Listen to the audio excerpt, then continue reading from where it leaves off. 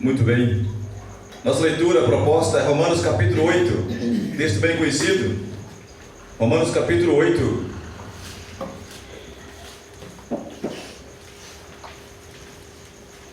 Versículos 35 até o 39. Romanos capítulo 8, versículos 35 ao 39.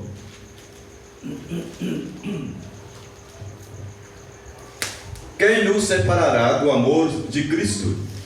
A tribulação, ou a angústia, ou a perseguição, ou a fome, ou a nudez, ou o perigo, ou a espada?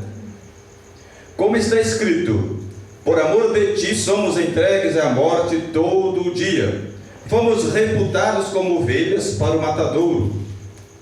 Mas em todas estas coisas somos mais do que vencedores por aquele que nos amou. Porque estou certo de que nem a morte, nem a vida, nem os anjos, nem os principados, nem as potestades, nem o presente, nem o porvir, nem a altura, nem a profundidade, nem alguma outra criatura nos poderá separar do amor de Deus que está em Cristo Jesus, nosso Senhor. Amém. Amém. Irmãos, o texto é muito conhecido nosso. Ele está dentro de um contexto onde Paulo está terminando o capítulo 8 aos Romanos, e ele começa então nessa subdivisão aí, um cântico de vitória, e no versículo 31 ele começa perguntando: se Deus é por nós, quem será contra nós? E agora nosso enfoque é nessa pergunta que ele começa no versículo que nós começamos a leitura, 35. Ele faz uma pergunta, e é isso que queremos estar comentando nesta noite. Perguntas, reflexões para cada um de nós. Ele fez a pergunta, e pela sua convicção de fé, ele respondeu por si a pergunta. Agora, cada um também de nós está sendo desafiado a responder o que Paulo perguntou. O que nós lemos aqui é a pergunta que ele fez e a resposta que a fé dele o levou a dar. Agora, cada um tem a sua resposta à pergunta: quem nos separará do amor de Deus?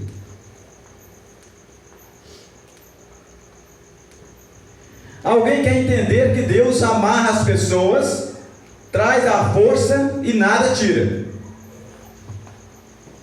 Mas o texto que está aqui, Paulo invoca um texto do Salmo, como ele disse no versículo 36, como está escrito. Ele disse, ele faz a pergunta: quem nos separará do amor de Cristo? E aí continua perguntando: tribulação?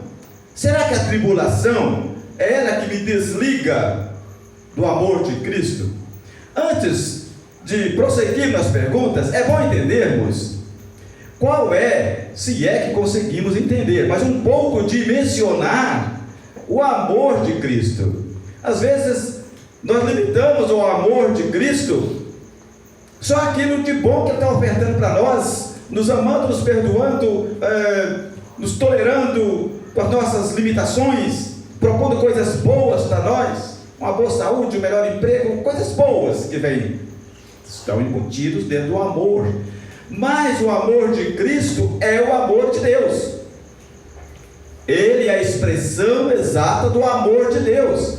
E quando nós falamos do amor de Deus, o amor de Cristo, nós estamos falando do Evangelho como um todo. É toda a graça de Deus. Quando o Senhor Jesus fala com Nicodemos, o texto áureo da Bíblia, em João 3,16, são palavras do Senhor Jesus. Ele falando: Deus amou o mundo, olha o amor de Cristo aí, de tal maneira que deu o seu Filho unigênito, para que todo aquele que nele crê não pereça, mas tenha a vida eterna. E a ação de Deus de amar foi expressa aonde? Na cruz. Pela manhã ouvimos aqui, a mensagem que o João trouxe, falando sobre a cruz de Cristo. Ou pela manhã que analisamos, vamos estar focando no amor de Deus. Deveremos estar falando logo mais sobre esse amor que perpassa por onde? Cruz de Cristo. Então o amor de Cristo aqui que Paulo cita é toda a graça de Deus, é toda a obra da salvação.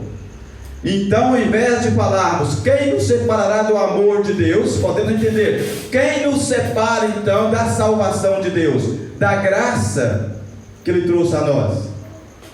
Todo o Evangelho da graça, quem nos separa? E aí então ele vai perguntando, é a tribulação? Será que o fato de eu estar atribulado na vida é justificativa para você não se apegar ao amor de Deus, ou se afastar do amor de Deus, perder as bênçãos que o amor de Deus propõe àqueles que mais se achegam a Ele, mesmo tendo conhecido o amor, estar no amor de Deus, ter aceitado esse amor, e às vezes, por uma tribulação qualquer, uma dificuldade qualquer, se afasta, perde o gozo deste amor, deixa de prosperar mais, ter uma prosperidade maior, uma vida mais abundante deste amor, como Jesus prometeu em João 10:10, eu vim para que vocês tenham vida, e a tenham abundantemente. Ou também para aqueles que ainda não se achegaram, não aceitaram de fato este amor. Será que as tribulações, e a gente tem às vezes ouvido isso, pessoas entendendo, não, mas é difícil, eu passo por tanta tribulação na vida que eu queria até seguir a Cristo, mas eu vou esperar minha vida tomar um rumo melhor, eu estou muito complicado, estou passando por muito problema, eu vou me acertar um pouco primeiro, porque eu entendo que o Evangelho é coisa muito séria, então eu tenho que acertar minha vida primeiro, me ajustar primeiro para depois, porque tem muitas tribulações, problemas que eu estou passando, eu tenho que... São mensagens que não vêm de Deus, claro. Mas as pessoas têm criado esses argumentos que não se sustentam. Paulo está perguntando, será que tribulação pode estar me afastando do amor de Deus, da sua graça? Depois ele pergunta, será a tribulação? Será a angústia? Algo que me angustia aqui nesta vida? Perseguições? Isso é capaz de me tirar o foco da graça de Deus, do amor de Deus, de eu perder as benesses como cristão, de eu perder o gozo que o amor de Deus propõe, traz para mim? Será que essas angústias, essas tribulações, elas são capazes de ofuscar este amor, eu deixar de viver uma vida mais confortável, alegre, que de fato propõe a graça de Deus? O amor de Deus propõe uma vida abundante, não apenas, se é que apenas, mas a salvação eterna, mas uma vida de alegria, mesmo em meio às adversidades, um caminhar alegre, feliz, é o que o amor de Deus propõe. E Paulo continua perguntando, será que é isso? Será que é a fome? Será que a fome é capaz de não permitir que eu tome posse do amor de Deus? Se é preciso eu me preocupar tanto com o sustento físico, que eu não sou capaz de me aproximar do amor de Deus, de eu perceber esse amor, de eu dar lugar a este amor, de eu viver a graça de Deus? A fome, a miséria, será que ela é capaz de fazer isso comigo? Paulo está perguntando. Sim, também a nudez, eu não tendo com que me vestir, eu despido literalmente de qualquer provisão material para a minha vida, isso me afasta, é capaz de me afastar da graça, viver a graça de Deus? E continua, será que o perigo iminente que me cerca é capaz disso?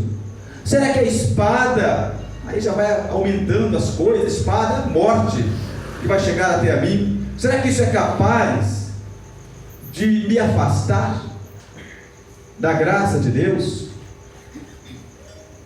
Aí Paulo então coloca, como está escrito. Agora invoca então o texto que nós estaremos citando, que é o Salmo de número 44, versículo 22, onde os filhos de Corá, eles relembram os favores de Deus, que Deus tinha feito para eles, para o povo de Israel, e invoca o livramento de Deus dos perigos iminentes. Paulo citou esse texto, e é interessante como ali esses cantores, né, esses descendentes de Corá, eles falaram, e é interessante que eles estão remetendo não à ação de que eles estavam passando por perigos iminentes, estão no meio de angústia neste momento. Remete mais, eles colocando o seguinte: por amor de ti, nós somos entregues aos perigos. Olha a leitura, olha o que o salmista está colocando, falando com Deus: Senhor, eu estou exposto, nós, povo de Israel, nós estamos expostos à morte todo dia, é porque te amamos. O fato de nós sermos teu povo, as nações nos oprimem, não podem contra ti, então vem contra nós. É isso que o diabo faz. Ele tem como lutar contra Deus? Não tem. Ele já é um derrotado, mas ele luta contra Deus na terra, que é a igreja. Ele tem condições de lutar e buscar ofender e impedir, fazer toda a sua artimanha contra o povo de Deus na terra. Sim, é o que o salmista colocou. É por amor de ti que nós estamos expostos à morte. Estão querendo nossa cabeça. Os inimigos estão nos sitiando, estão nos ameaçando, estão contra nós. E o versículo 23, se prosseguir a leitura desses salmos aí, é interessante. Olha o que o salmista fala: Senhor, você está dormindo? Por que dormes?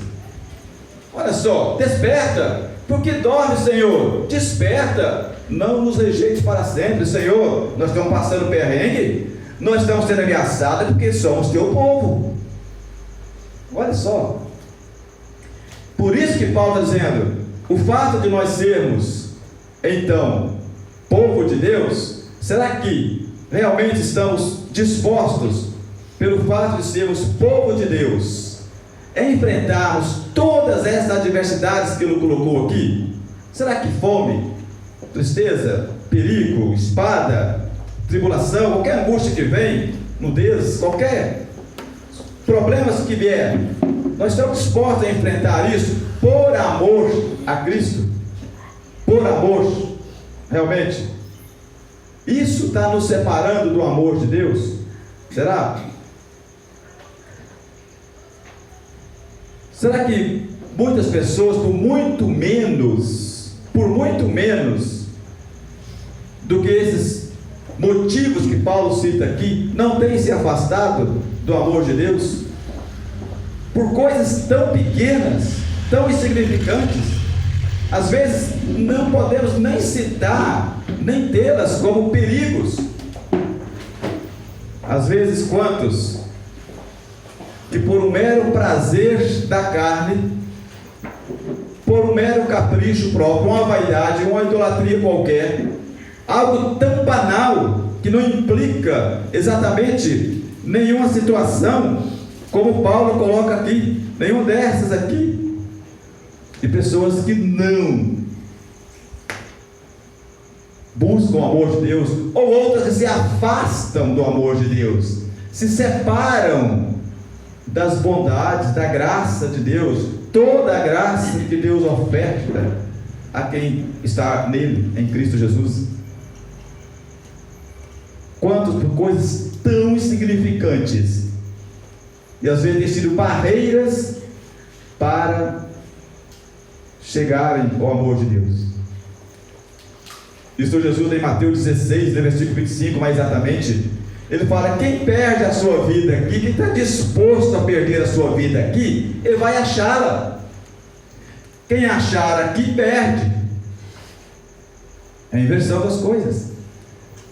O perder a vida aqui é estar disposto com essa convicção de que Paulo colocou aqui.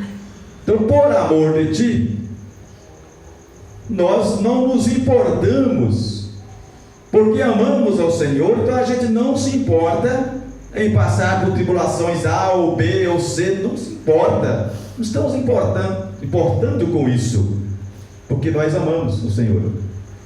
Está refletindo nesse texto que o Senhor Jesus, em Mateus 16, ele coloca: quem quiser salvar a sua vida, então perde. Mas quem amar a sua vida, é o que o muro está fazendo, prefere amar a sua vida do que o amor de Deus. Não, mas eu quero o amor de Deus sobre mim. Mas não entendem que o amor de Deus é toda a graça que implica no Evangelho como um todo. É a fé que ele veio trazer, é a responsabilidade do ato de crer, do servir, do se entregar, do dispor a caminhar com Ele. Isso é graça de Deus. Viver essa graça é viver no temor de Deus. Quando falamos que aceitamos a Cristo, não é apenas professar. Estamos vivendo uma época onde as pessoas entendem que apenas dizer eu creio, eu aceitei Jesus, batizei, pronto, tudo certo. Não é isso. E se aceitar Jesus, se crer em Jesus, é aceitar o jugo dele. Em Lucas 9:23 diz: se alguém quiser vir após mim andar comigo, ele tem que negar a si mesmo, tomar cada dia sua cruz e me seguir. É aquele então, quem toma de fato essa decisão, não tem nada, ele está disposto a tomar a mesma convicção de que Paulo colocou aqui. Pelo fato de amarmos a Deus, ao Senhor, nós estamos expostos, nós não nos importamos em passar por isso e por aquilo, por fome, tristeza, nudez, escassez de todas as coisas. E Paulo escreve: mas em todas essas coisas nós somos mais do que vencedores por aquele que nos amou. Conseguimos sim, desde que conseguimos não nos importarmos, temos a mesma convicção de que Paulo teve, desde que nós estivermos dispostos, coração aberto, a amar o Senhor, aceitarmos o amor dele para conosco. E Paulo então, ele vai na sua convicção, ele profere os versículos finais. Então ele assegura com mais firmeza: eu estou certo, 38. Agora ele vai acrescentando mais coisas ainda. Olha, eu tenho uma convicção plena. É o que falamos antes. Paulo fez a pergunta e ele respondeu: eu tenho convicção de que nem morte, perigo de morte, nem a vida, tanto faz, nem uma coisa nem outra, coisa boa que é a vida, coisa ruim que é a morte, nem os anjos. Ele vai evoluindo em coisas tanto naturais como sobrenaturais, que tem poderes sobrenaturais. Os anjos, nem os principados, invocando autoridades nas regiões celestes. Principado, aquele que tem um reino para ele governar, foi dado um reino a ele, é um príncipe, e aquele que tem uma área para ele reinar. E a Bíblia diz: Satanás é o príncipe das trevas, ele tem o seu principado. E Paulo invoca autoridades nas regiões celestes. Os anjos, não importa se são anjos bons ou maus, ele diz: nem anjos, nem os principados, nem as potestades, aquele que tem poder sobre alguém. O príncipe está maior. Depois tem aquele que tem poder sobre pessoas ou sobre coisas, está a autoridade sobre. Ele coloca: nem as potestades, nem o presente e nem o porvir, nem o que nós estamos vendo e nem aquilo que está por vir ainda. E vai aumentando as coisas.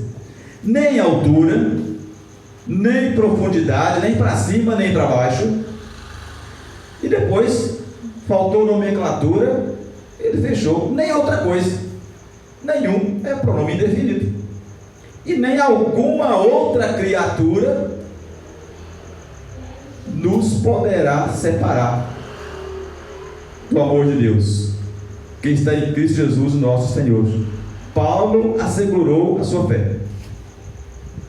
Ele foi citando tantas coisas, que enfim, nada, ele disse, nada pode separar.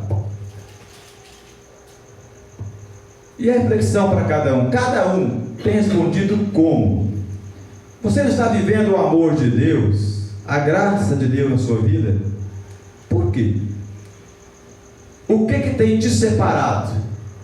E Paulo diz, se você está em miséria, está passando fome, está nu, sem ter o que vestir, tem perigos iminentes, tem espada para cortar o seu pescoço, tem o diabo para te atormentar, não é motivo.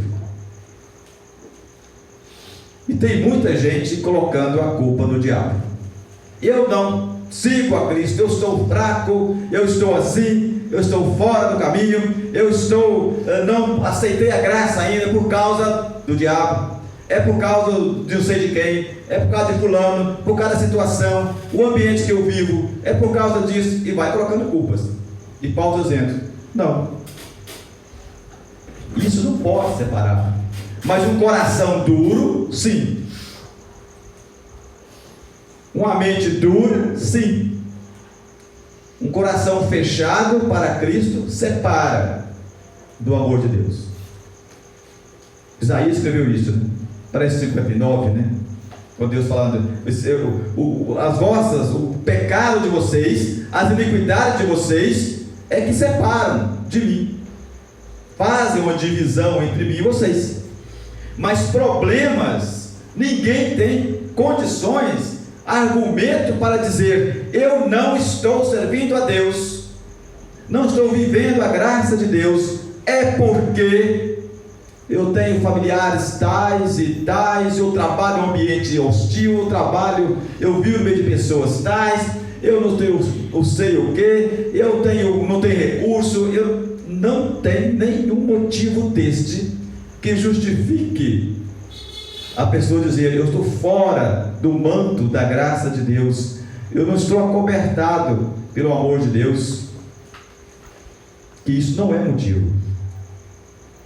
Eu estou em perigo iminente, se eu disser que eu vou tomar a decisão cristã, vou buscar viver o amor de Deus, eu vou ser abandonado por parentes, eu vou ser rejeitado pelos parentes, eu vou perder até o emprego, porque no ambiente eu não trabalho, se eu falar que eu sou cristão, já percebi onde as pessoas não gostam, meu chefe, eu tenho que me limitar a isso, porque eu corro até o risco de eu perder o emprego. E tem gente que acha que Deus vai aceitar isso. Ah, é?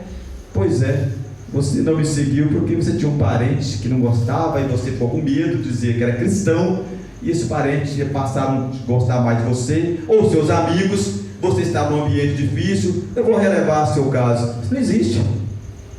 Não existe.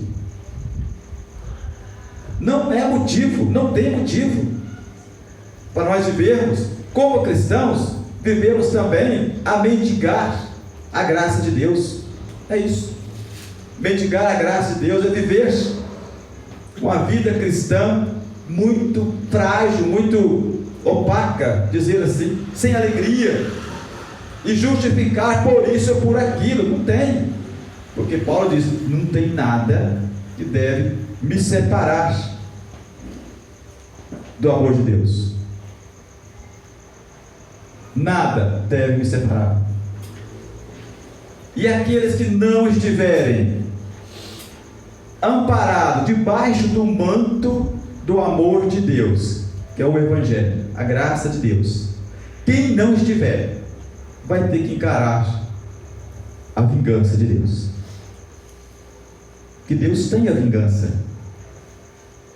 E quando ele vier, quando foi lido, ou leu o Apocalipse, e nós estaremos citando também, que não Apocalipse, mas que Paulo escreve aos Filipenses 2, versículos 2, de 9 a 11, falando que todo joelho vai se dobrar, quando Deus exalta ali a pessoa do Senhor Jesus, né? Ali no versículos 9 de Filipenses 2, pelo que também, né, Deus me exaltou, a Cristo, o colocou sobre todas as coisas, sobre todo o nome, lhe deu um nome que é sobre todo o nome, para que ao nome de Jesus se dobre todo o joelho dos que estão nos céus, olha, toda a criatura que está nas regiões celestes, todos os anjos, todos que estão nos céus, todas as criaturas angelicais formadas, criadas por Deus, todos que estão na terra, os vivos, e todos que estão debaixo da terra, os mortos. Todo é todo. Vão fazer o quê? E toda a língua confesse que Jesus Cristo é o Senhor, para a glória de Deus Pai. Não tem o que fazer. Se as pessoas não se abrigarem, não se juntarem à graça de Deus, ao amor de Deus, obrigatoriamente elas estarão sob a ira de Deus, a vingança de Deus. E quando eu li esse texto, eu relendo o texto que nós lemos tanto, né? Mas ao meditar aqui neste versículo que Paulo aos Filipenses escreve, todos terão que confessar ao Senhor. Todos. Isaías teria já, Deus falando através do profeta Isaías, já tinha dito esse texto também. Isaías 45 e 23, Deus falando, todo joelho vai se dobrar diante dele. Paulo ampliou um pouco mais, mas Deus já tinha profetizado através de Isaías.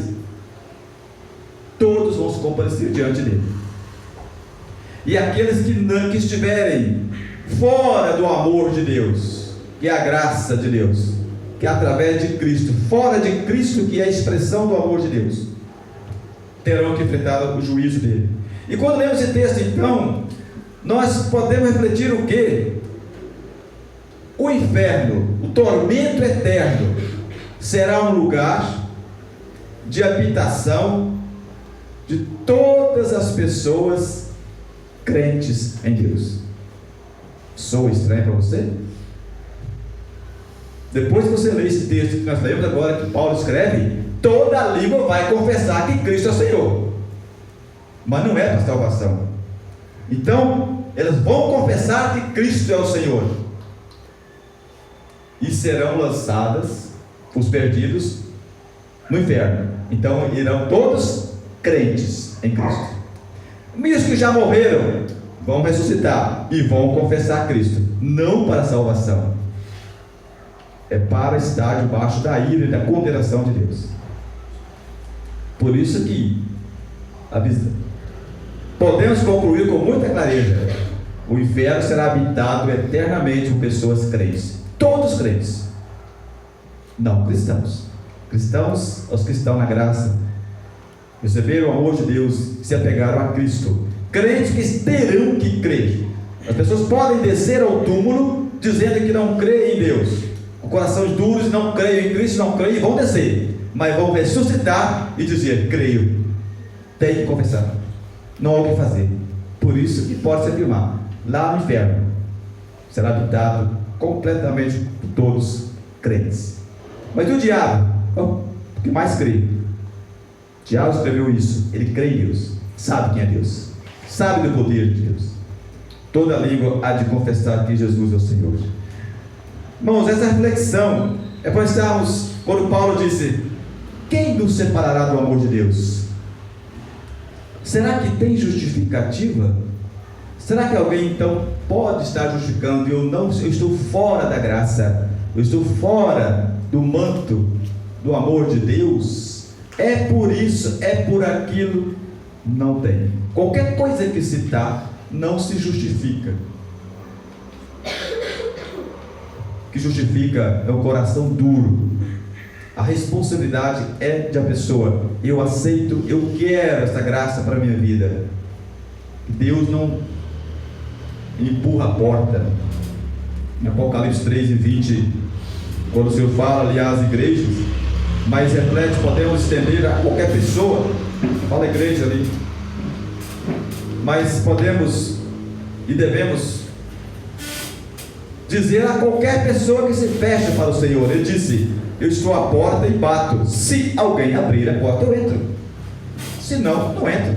Então a graça de Deus, ficar fora do amor de Deus, não é por tribulações e problemas que acontecem na vida, é porque o coração se fecha. E é tempo de se abrir mais, se abrir para tomar posse do amor de Deus. E que, como cristão, nada venha tirar o brilho, a amplitude, a graça, da amplitude do amor que Deus tem a oferecer, da graça abundante que tem a oferecer para os cristãos. E o que ainda não tomou um compromisso, que nada também venha ser motivo, que cada um possa pensar: eu não tenho motivos, pelo fato de eu morar em tal lugar, pelo fato de eu conviver num ambiente tal, pelo fato de eu ter isso ou ter aquilo, nada justifique eu ficar fora do amor de Deus. A única coisa é a indecisão, é um coração fechado. E esse coração é a porta que tem chave só por dentro. Quem abre é cada pessoa. Se ela não se abrir para Deus, Deus não entra. Mas se cada um possa ser mais aberto para o agir de Deus na vida, para receber de fato, e que nada, o amor, a amplitude desse amor, e que nada venha separar, impedir o acesso à graça de Deus. Deus possa estar despertando para essa reflexão. Cada um pense: o que tem me impedido? O que tem me separado do amor de Deus? Amém.